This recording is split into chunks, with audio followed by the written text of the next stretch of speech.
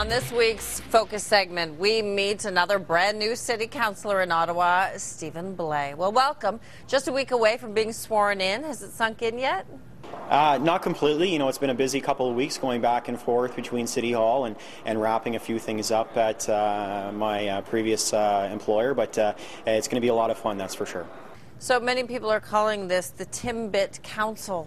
Do you agree with Jim Watson's decision to have cookies and coffee for the reception? And is that cheap or is it right? You know what, I think it was a great move to have the reception out in Orleans. It will demonstrate to our East End communities that we aren't forgotten, and it will help show off the brand new Shankman Art Centre, which is a beautiful facility. And you know what, if we can save $25,000, why not?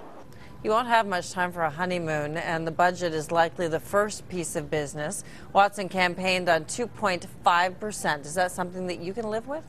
Well, I campaigned on inflation, and that's definitely what I'll be striving for, and I look forward to putting forward options to get us to that tax rate. Will you put any motions on the table to cut spending?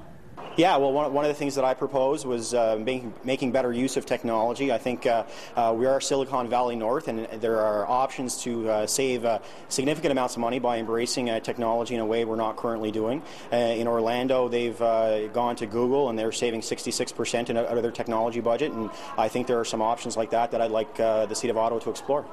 So what about light rail in the tunnel? Was it an issue at the doors? You're not slated to get light rail service in Orleans for another 3 decades.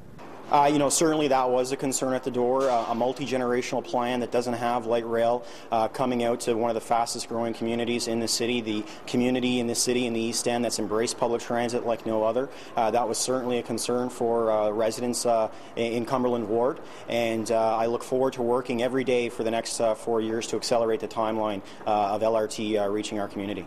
So is the downtown tunnel a done deal?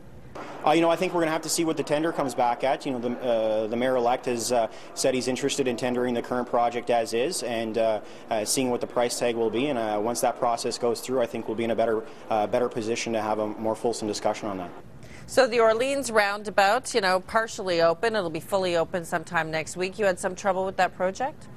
Well, in fact, I drove through the roundabout this morning. It took me about 15 minutes to go straight down St. Joseph Boulevard. So far, in my opinion, it's not working.